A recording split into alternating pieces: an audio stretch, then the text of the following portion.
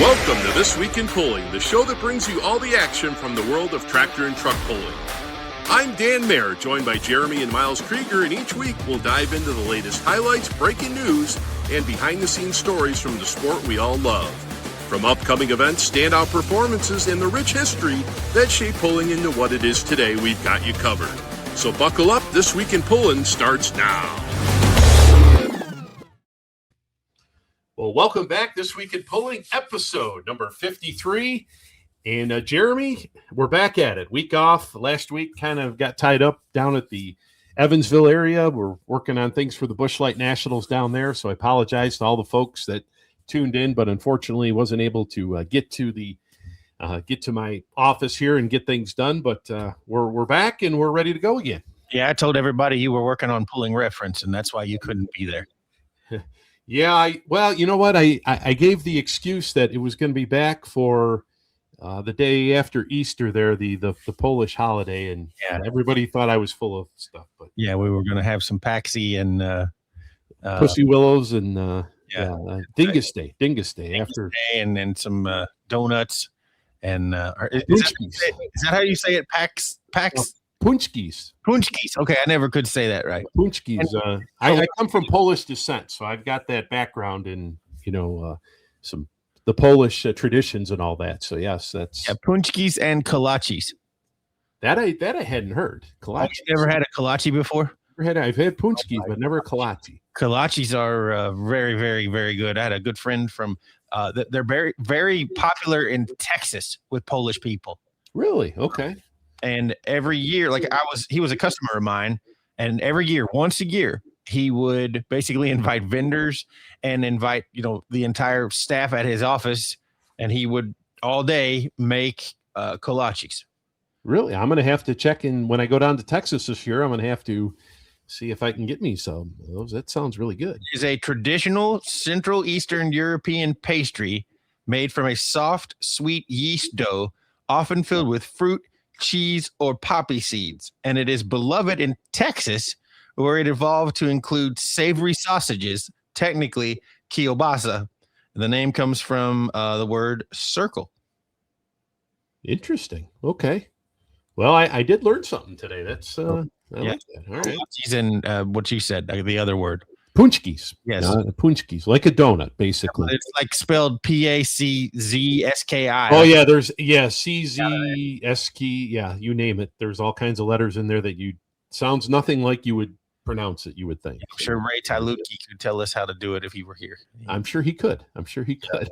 He was always a big proponent of Dingus Day. Like, I didn't know that was a thing until I met that guy. Oh, really? Okay. Yeah, that was. There aren't a lot of. I mean, that I know of, there aren't a whole lot of Polish people in and around Louisville. Like, at least I didn't know any. I'm sure there are, but I didn't know their traditions or any of that until, I met a friend of mine who had the kolaches and then the punchkis as well. Punchkis and then the Pussy Willows. You beat your husband or wife with the Pussy Willows, right? Isn't that the tradition? Yeah, I don't know about all that. I'm allergic to all that stuff, so I would just sneeze.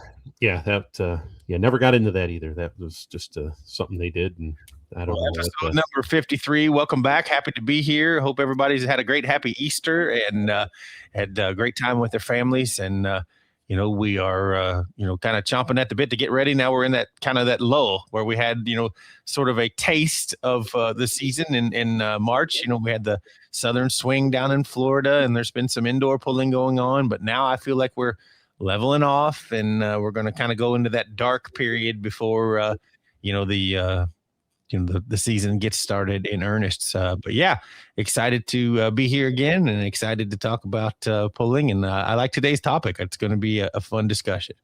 Yeah, I think so. I think it's an interesting, when you do a lot of traveling, you start thinking of different things and, watching different things. And, speaking of pulling happening, the United Pullers of the Carolinas down last weekend got their season rolling. Southern Pullers will get their season rolling this weekend. So check out Full Pull Live. There'll be some, events going on. Some of the Southern events are starting to get going now. I was going to say Hammond, Louisiana with the Mid-South has already happened too, hadn't it? That happened. Yeah. That was the second weekend down for the Southern Swing. That was up against. Gotcha. I was going to say, I know they've started their season and, it'll be ramping up here pretty shortly. So county fairs are publishing, who's going where and what's going to happen. So, all of the regional organizations, TNT, KTPA, Mid South, Battle of the Bluegrass, they're all posting where they're going to be. And I know all the fair conventions were pretty successful for everybody. So it's going to be very interesting to see what classes go where and who goes where and who does what.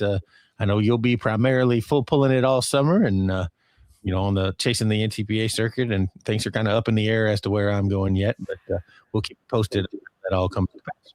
Yeah, I know some of the regional events, they've all got those finally signed, sealed, and delivered, like you said, with the fair conventions and stuff. So the regional circuits and all their schedules will be coming out here very shortly. And this weekend, Jeremy, heading up to Marion, Ohio for the NTPA Hall of Fame banquet weekend. Now, this is this is kind of a new, they're trying something different this year. And this year, of course, Jim Brockman and Ken Vini go into the Hall of Fame, which is exciting. And we touched on that our last show here, number 52. We talked about the Hall of Fame, but yeah, pretty excited about it. Unfortunately, Jim Brockman not going to be able to make it. Okay. So we had we had a conversation with him, and he really didn't say what he had going on. Just couldn't. He had a conflict, so he wasn't able to make it. But we were able to do his acceptance speech and everything. So it'll be via tape, or I would say video.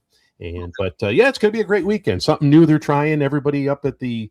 Have you been up there, Jeremy, at the NTPA office? Okay, I'm not yet. I do not go to Columbus on the regular. Well, it's Marion. It's north of Columbus now. It's okay. I think it's just north of the Columbus area. But got a big banquet room there and lots of room there, so it's pretty cool. The gentleman that helps out with a lot of the stuff in the facility has set up some pictures. It's really kind of cool the way they have it set up. They've kind of got a walkway with all the Hall of Fame. Their plaques are on the wall, and pretty cool how it's all set up. So this is something they're going to try and see how that works with having the two Hall of Famers come in and kind of separate from the banquet. They've done it usually with the banquet, but they kind of wanted to separate it, make it more of a, more about the Hall of Famers kind of deal. And it's kind of neat idea. Absolutely. And you'll be headed up there? Yeah, heading up there for Saturday. That'll take place. They got an open house Saturday afternoon, then Saturday night, late afternoon will be the banquet then for it. And it should be pretty cool. So excited about that. Always, Dave Grimm's going to be on hand. So, anytime there's an opportunity, you get to sit at a table with Dave Grimm. That's always a lot of pulling getting discussed. For sure. Absolutely. Well, congratulations. And I hope that's a fun. Now, will they be bringing that to the web at all, or I'm not sure how that's all going to be, whether it'll be probably shown later. I would think. I don't think there's going to be like any live stream. I don't think about it, but you never know. That's as far as what I know.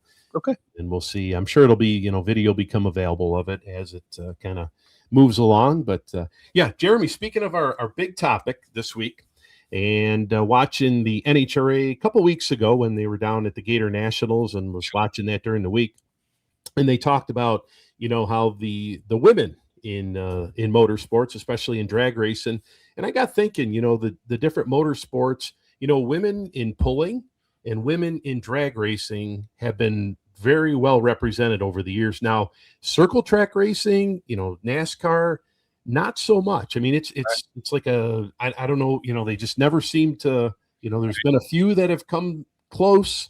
Eddie Luis. Yes, Luis, and of course Shauna Robinson, and then if you looked at Danica, right? She would have been the last. Would have been in there, but then if you look in like road racing and SCCA, Lynn St. James, Sarah Fisher in Indy cars, very popular back in the day.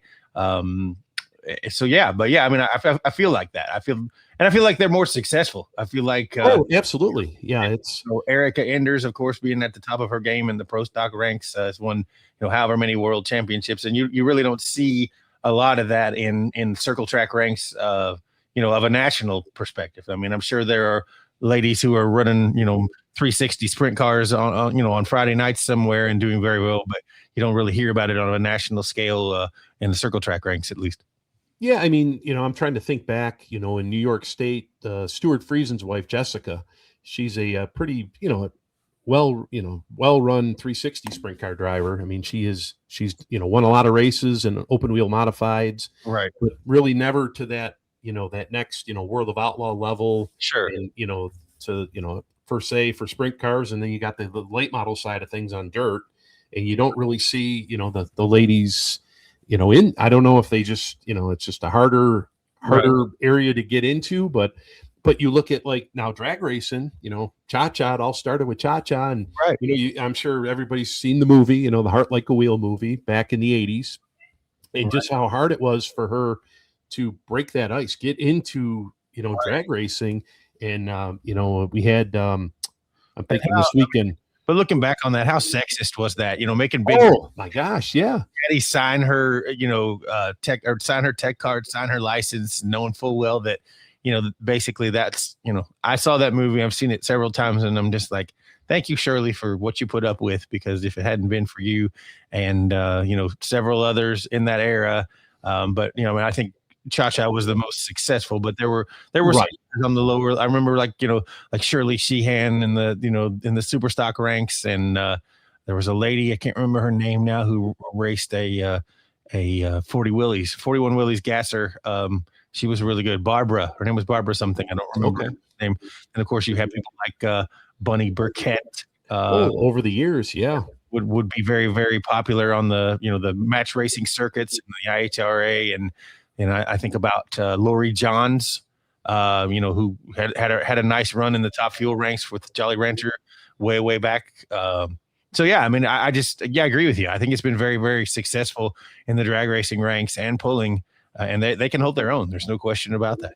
Yeah, speaking of Shirley Sheehan, did you see this weekend at the Pomona race? She was on hand, and I think she was celebrating like 80 some 90th birthday or something. She was I know she's getting up there, but looking good. I mean, she was looking good, and that she had, I think it was an AMX car. I wouldn't believe it was like a Javelin, or like she had several super stock cars, and that was the Dragon Lady, right? The Dragon Lady, in that same sort of vein, where she was kind of looked over and passed over until she was beating people's butts on the track, like Shirley was. Right. And, and that, like you said, that kind of rolled into, talking about the successful women in pulling. Right. And it kind of got me going. And, I'm trying to think who it was. Maybe it was, maybe Erica, that was the 100th winner in NHRA history for women. And kind of got me thinking. And I kind of went back and did some research on it. And for the women on the NTPA side, their women have won 117 Grand National events. Pretty impressive. And that 100th Grand National win, not that we celebrated it back then, was 2022, and it was Carmen Foster. Okay. So she was the 100th women to win not the 100th women, but she won the 100th event for women over on the NTPA side. Then PPL, they have had 58 different winners in the, not different winners, but 58 women, or 58 events have been won by women. That's, I guess, how you would say it. Who is the all-time for PPL? So the all-time for PPL would be Bethany Nelson. Okay, I was right. That's who my guess would be, and it's by a margin. So Bethany's got 15 Champions Tour wins, and then let's see, it looks like Lisa Tatum number 2 with 12. Okay, so it's pretty close. Like, so they're pretty close. The two-wheelers. Then we've got, then it goes back a little bit. I think Abby Leichner with the Mini, she's got 6. Okay. Jessica Jacks, okay, she's got 6. And, and then it just kind of goes down from there. And then you've also had women that have won on both sides of the fence, who do you think those would be? Can you come up with who you think they might be? Both sides. Only a couple. Now, clarify that. Both sides of the fence. So NTPA side and PPL, they both won on one events for both circuits.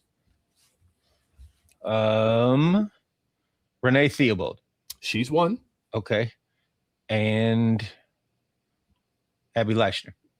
She's won. And how many are there? There's like 3 or 4. Okay. I'm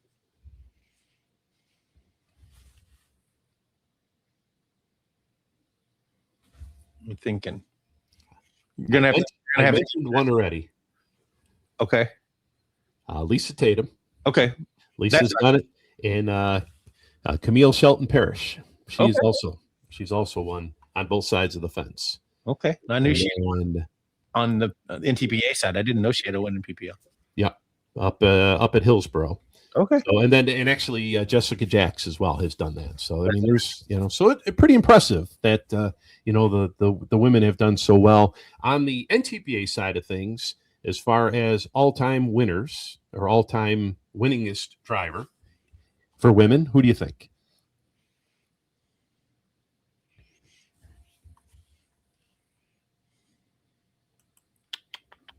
I'm going to give you a hint. Rodlin Knox. There you go. Yes.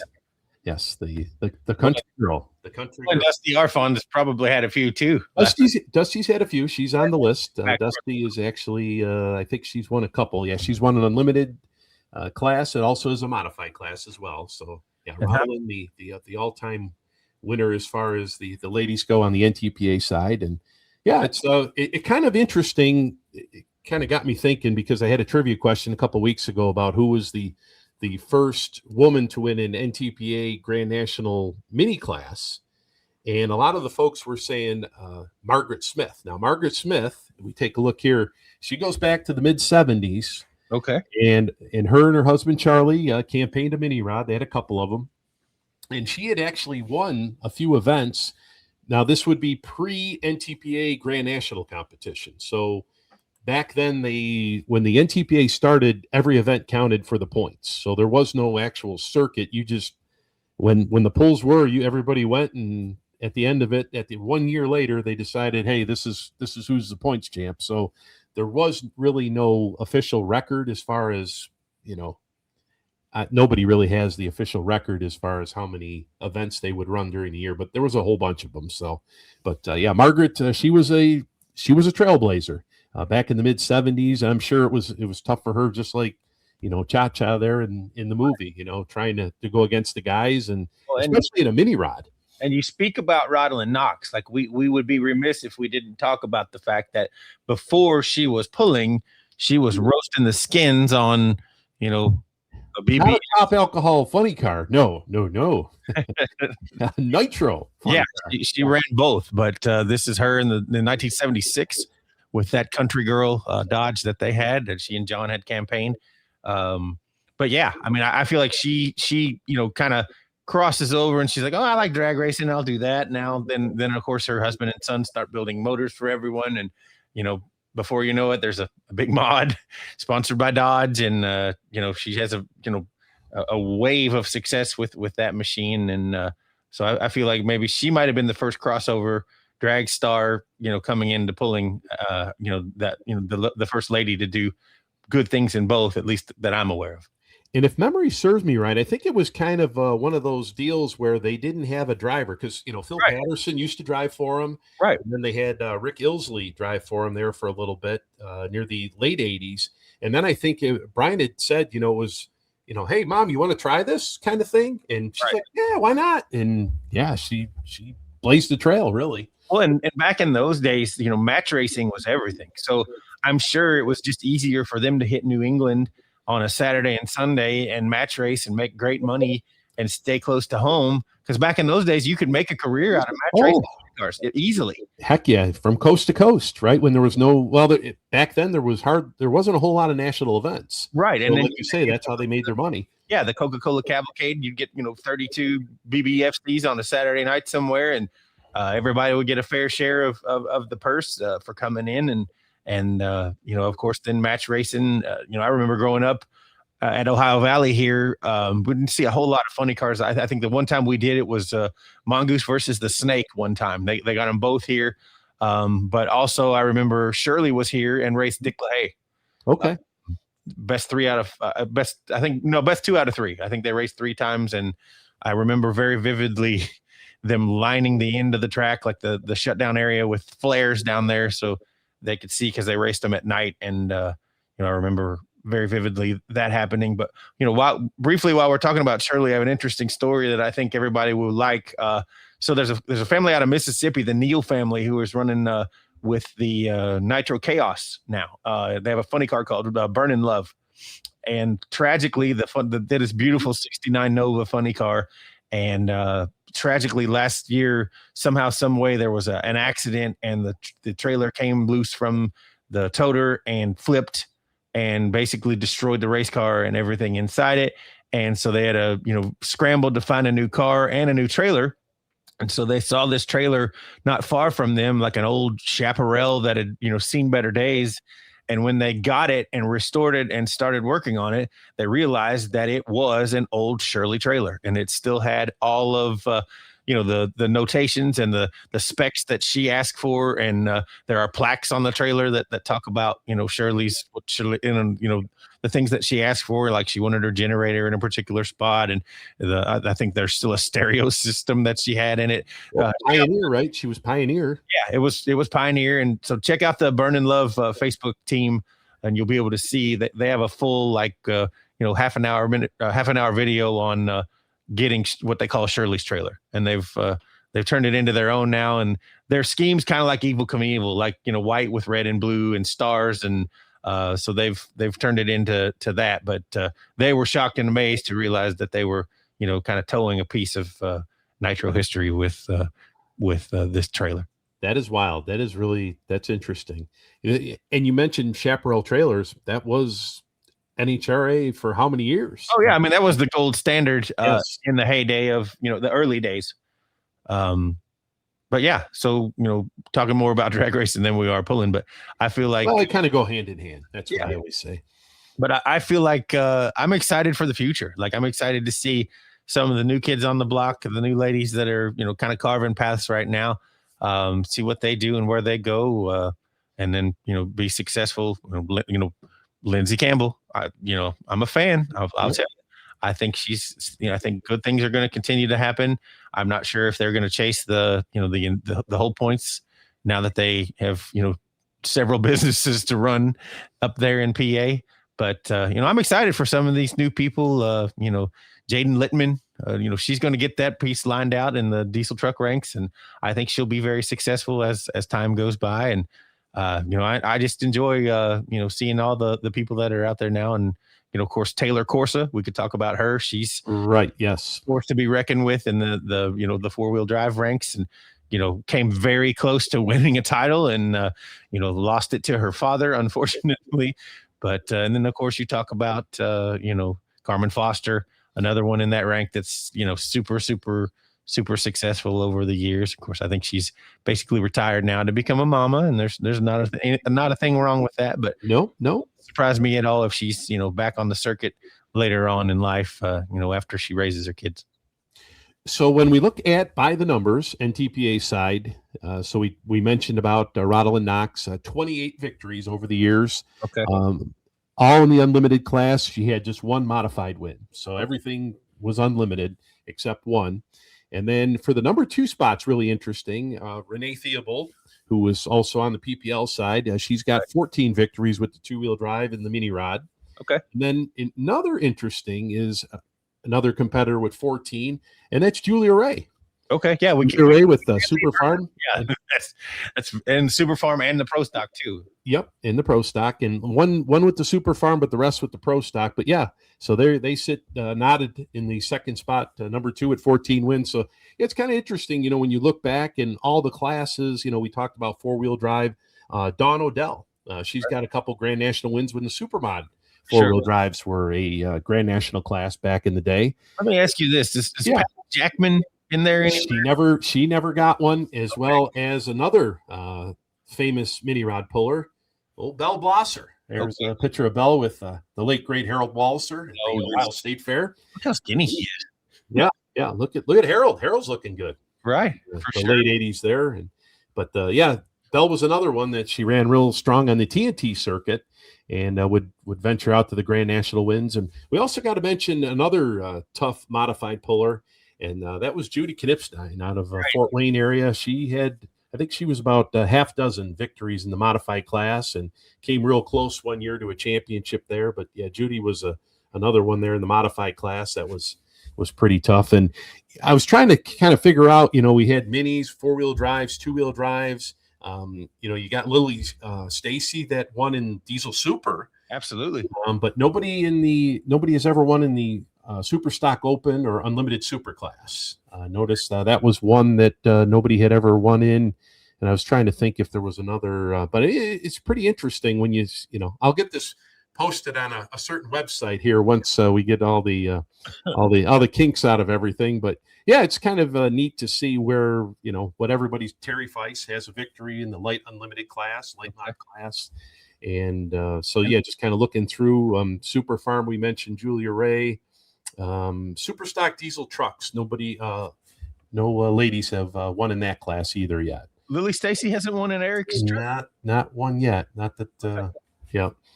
Okay, that's fair. Yeah, and we need. It's going to happen. I mean, it's. We need some semi drivers too. Like I think that would be cool to have some ladies to jump up in semi. Now back to two wheelers, just because I'm curious. Yes. Did Sabrina Stockett ever get in there? Not as far as the NTPA or PPL side. She may have. We're not talking region. Okay. ATPA possibly. We didn't dive that. We didn't go that deep. We maybe one day, but yeah, that's just kind of running down through the NTPA side. Arlene Archer. She had a victory, a two-wheel drive class. Ashley Corzine, she's got a few in the two-wheel drive class. Kathy Archer too had several in the four Unlimited. ranks, unlimiteds. Yep, the unlimiteds. Carmen Foster, Carol Succi, Dusty Arfons. We talked about Jessica Jacks, Judy Kipstein. There's Kathy Archer Shalitz, Kelly Nichols. Last year, she put her name in the record book. A couple victories. Kim Moore, Christy Seacrest, Leanne May. Both of them. Leanne actually has done it both organizations, but four-wheel drives and two-wheel drives. So kind of interesting there with Leanne. Lindsay Campbell, hers. Lisa Peterson, she's got 7 victories there, four-wheel drive competition. Let's see, Rhonda Harstedt, she got it done in four-wheel drive class. Yeah, maybe baby. The maybe baby. And then Tanya Foster, when she drove the foster child ride there for a little bit. Right. Absolutely. So kind of an interesting list there. And that's the NTPA side. We kind of went through the PPL there a little bit earlier, but so it'll be interesting, see if we can add to it. Of course, the next major milestone will be on the PPL side for see if we can get up to that 100 mark. And like you say, right now we're at 58 different, not different, but 58 winners, right? Women winners in PPL competition over the years. Well, and I think they'll get there. It won't take long. Oh yeah. I'm just trying to go through here and see if we missed anybody. Bobby Barbie, she's got two-wheel drive wins. So Haley Carrender in the mini rod class last year, she got her name in the record book there. Jesselyn Fagundis with her victories. Kathy Gallitz over in the Super Farm. We mentioned Leanne May, and she's done it over on the four-wheel drive side. Misty Nelson and Tori Slama in Super Farm. Okay. So those are the ladies on the PPL side that have got the job done. But yeah, that's kind of neat to look back and and see where it all started with the ladies. And actually the first which I found kind of interesting was Rodolin was the first woman winner in Grand National competition back in 1990. I would have thought it would have been earlier than that, but yeah. So 1990 was the first time there for the NTPA side for a woman winner to get into victory lane in Grand National. Well, I think the thing that I enjoy most about all of this is, everybody you mentioned, literally every lady on this list are humble, nice, kind, approachable. They don't have egos. They love the sport, and they love to share the sport with their friends and fans. So I think that's, I think we're doing something right in that regard.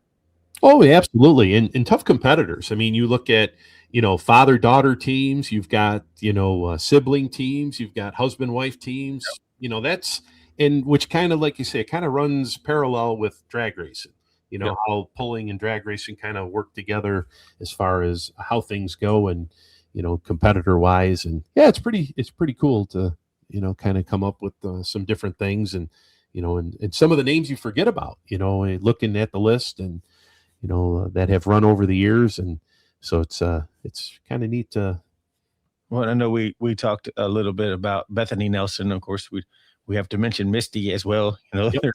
There's a brain trust of midnight trucks out there in Illinois, and every one of them could be driven by somebody who's really good, and they can it doesn't matter if they take a season off, they come right back next season and kick your butt. For sure. Time, and I think and it's fun for me now to see the next generation with Tanner already off to a great start. I always wanted to see Kayla get in something, but I think she's gonna just pursue nursing, and I think Jared's daughters are into sports, but maybe someday they'll make passes too. I think maybe Grace did one time at a ITPA event, but Grace made a run at Evansville. I was there. I want to say 22-ish. Okay. I want to say Grace drove the Revenger, I do believe. Okay. The memory's getting a little, as we get older. And I don't know if you've been following them, but the Illinois State Redbirds went all the way to the final game of the WNIT, the ladies NIT this year. So congratulations. Yeah. Going all the way. I think can't remember exactly who they played in the final. I want to say it was like Marshall or somebody like that, but Grace is off to a great start up there, and I know she's having a great time in Normal, Illinois. Yeah, I want to also say, you talked about the young guns. You got the DeBro brothers, right? Super stock diesel truck. They're ready. Already got a couple victories under their belts, and they are ready for a big season ahead. That's going to be interesting to watch. I'm just going to tell you, I could be wrong, but I don't see a scenario where there isn't another truck built at some point. Or do you think Dad's going to get moved out of the semi? What's going to happen when one's pulling one and the other's pulling the other, and they have a date that's on top of one another, and they're both in the points? Like, that's my question. What do you do then? Gonna have to ask Ryan about that one. Yeah, gonna have to see. And then they're both tied, or they're both in the same position in points with both organizations, right? What's going to be the tiebreaker there? That'll be interesting for sure. But yeah, lots of young guns, coming up through the sport, and it's great to see that, great family sport. We've seen, growing up, we were seeing second generation. Now we're on to third generation, some fourth generation, and wow, that's kind of hard to believe over the years that we've already got to that point already. Well, and I'd be interested for you to do some research in the Outlaws too. Oh, I will. I'm working on that. That's like there are a few out there that bear mentioning. Yeah, the Outlaw, as far as records go, are pretty sketch. So we're working on trying to get that all figured out, and of course that'll be on a certain website as well once we get things. What's the next major holiday we passed Dingus Day? What's the next? Mother's Day? Maybe by Mother's. Yeah, maybe by Mother's Day. Mother's Day. We should be before Mother's Day. A gift to all the mothers out there. Yeah, that's exactly what they want to see, right? They want to talk pulling. Some of them will. I'm sure there are a few out there who absolutely love to jump on Pulling Reference and noodle around a while, but it's nobody I know. I'm sure there's somebody. It's not my wife. I can tell you that. No, it's not mine. So we got some great events coming up here in May. The Sullivan Memorial Pull, Hansel Sullivan Memorial Pull, coming back to Kentucky, as they'll be running just one night this year, May 9th. And two-wheel drives. That's a fun one. What's that? I said that's just a fun pull. I enjoyed it. Of course, I was reminiscing about last year where, the first tractor goes down the track and it's 75 degrees. And, as the evening goes along, you and I are basically huddling and, realizing we, made a huge faux pas and didn't layer and didn't bring toboggan hats and gloves. And before you knew it, we were cold. Very low 40s, right? I think it was low 40s that Friday night. Yes. A cool venue, because when them two-wheelers spin out, you hear it in the distance. Right. Natural hillside, just kind of a valley, and you get a beautiful echo when they spin them in down there. Yeah, so that coming up on May the 9th. Two-wheel drives, our favorite, the Supermod four-wheel drives. They got the 3.0 trucks, and I think they got like a Pro Farm class. And Papa Wayne going to make an exhibition with the Kentuckian down there as he gets ready. He's got some big pulls coming up. The Pullers Championship will be the following weekend. That'll be Friday, May 15th, and then Saturday the 16th. Nashville, Illinois. A great event. I know last year they they did some different things with the track when I was there, and boy, it really came in pretty strong. And we saw Terry Feist last year put Right. on just the modified class, the light mod class really put on a show there last year and got them wheels up, and boy, they were putting on some pretty awesome passes down there. So that's pretty cool. Well, and I want to congratulate Brandon Cox for getting in over there. He's really excited about taking the Showtime machine. The former Nitroholic of Oz Hay, has been reliveried and is now going to make their debut at the Pullers Championship. So I'm excited for him to get down there and mix it up with those ladies and gentlemen. Now, I really haven't studied, but is it fan votes that get him in? Because isn't there, like, if you're a champion, you're like automatically. Well, in this case, I think he was an alternate. He was the next one in, and someone okay. But hey, we'll take it. That's right. I like, as we saw at the farm show this year, variety is the slice of life. I mean, absolutely. And I like to see other pullers. I like to see different vehicles I've never seen before. So that's always I'm glad you brought that up, because I'm going to, I think we need to, again, give the committee their flowers this year. That was just an unbelievable event. And, I remember looking at those, heat sheets and looking at, all of the various competitors coming and thinking, yeah, they've outdone themselves. There's no way you could top this. And it's going to be very interesting to see what they do next year. Well, everybody's got to get out during the summer and, win those points championships, get those victories and, to be in contention, to be invited to the National Farm Machinery Show. That's I think 58 coming up next year. So that'll be number 58 on the farm show. So get out there and get pulling, win yourself a championship, or, pile up some wins. So, and then we've got Memorial Day weekend, of course. We'll be up at Indy, the Indy 500. Yes. And I look forward to that. I guess it's okay for me to announce this, but as I understand it, it's going to be an all Krieger family and Dan Mayer event this year. Oh, really? Okay. The girls want to go. All right. We're going to do that. Oh, we'll have fun.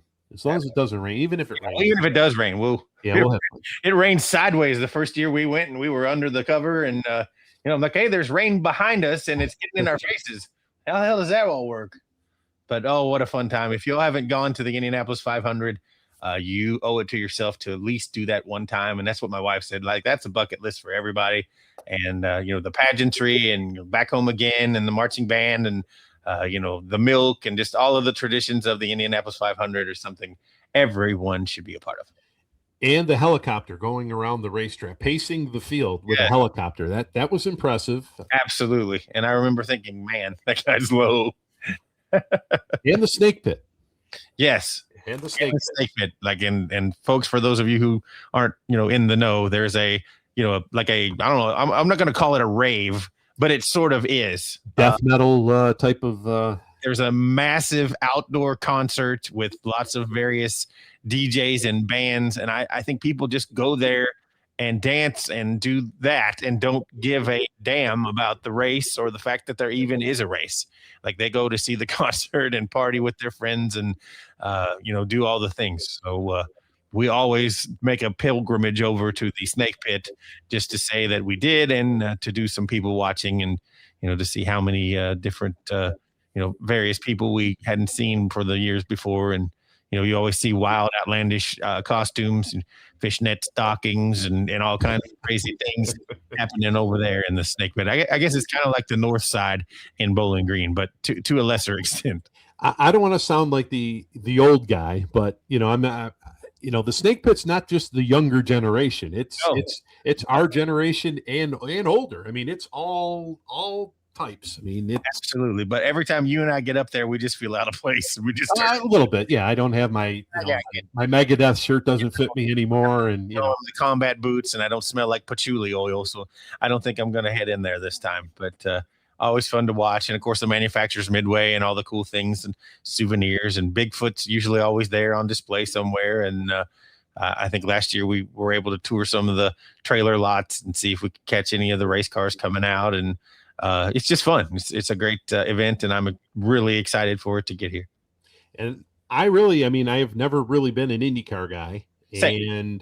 But once a year, NASCAR races for all these years. But my oldest boy, Brett, was one that got into Indy cars. He liked Indy cars, and we would go. They used to have an Indy car race out at Watkins Glen. Sure. It was a couple hours where we used to live out in Buffalo. Sure. And we would go there for 2-3 years. I think they had it right around Labor Day, and boy, I was impressed with what they did. And of course, we were on the road course there, so we different spots we'd sit, and that was pretty cool. So I've kind of become accustomed to the Indy cars, and actually watch them on TV when they're on, and yeah, they're pretty. They've really turned things around. I mean, things were starting to go downhill in that department, and they've really, with Roger Penske, with buying, the Indianapolis Motor Speedway, and he's really been a force with getting this organization back where it needs to be. And yeah, since they split, that was in the mid 90s, right? Really, they haven't, but yeah, they've got things rolling, and it's, I highly recommend any IndyCar race you can go to. They're a good time, and you'll have a good time at it. And if Stingray Rob is in the field, he's been a regular all year. So look out. Good time. Yes, he's always right there. He's the guy that rolls the dice. Doesn't short pits, or he'll take 2 tires, or he'll do something radical out there. So that's always cool to watch. Absolutely. And we will conclude May with the Busch Light Nationals coming to Evansville, Indiana, May 28th through the 30th. 4 sessions of a Grand National pulling. We'll have 2 regional classes as well, the 3.0 trucks as well as the hot farms. So if you're within a couple hour radius, come on down to the Busch Light Nationals. Going to start things off on the 28th at night, 6:30 start time.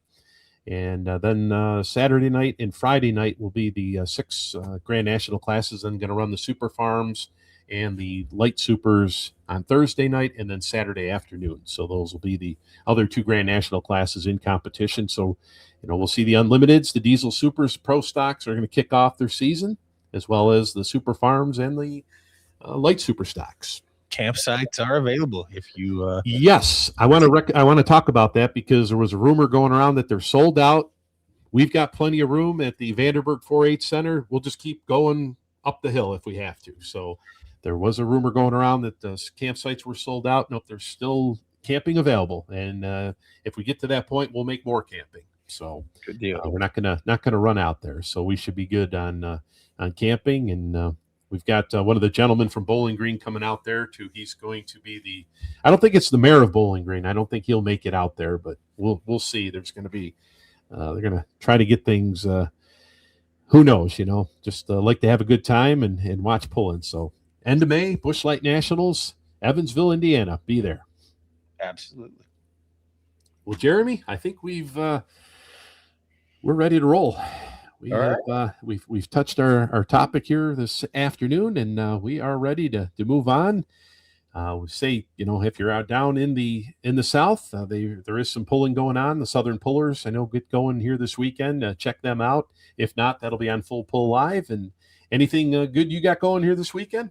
No, actually, yes, but not pulling related. Okay. My little girl Cece is making her first Holy Communion. Oh, congratulations! Okay, so that's going to be a big to-do, and so I've got to get the house ready for people to come over and celebrate her, and I got to go to Lexington and pick up Big Brother so he can be there to witness all that stuff. And so yeah, that's what my plan is this weekend. Awesome! Congratulations to Cece. And communion parties always good food at the communion parties, right? Olive Garden in this case. Okay, there you go. Yes, sir. We do. Well, you guys have a great time down there, and once again, thanks everybody for reaching out to us and giving us some ideas on different shows. And always great to meet you folks when we see you out and about. And with that, we'll sign off, and we'll see you next week. Thanks as always. So long, everybody.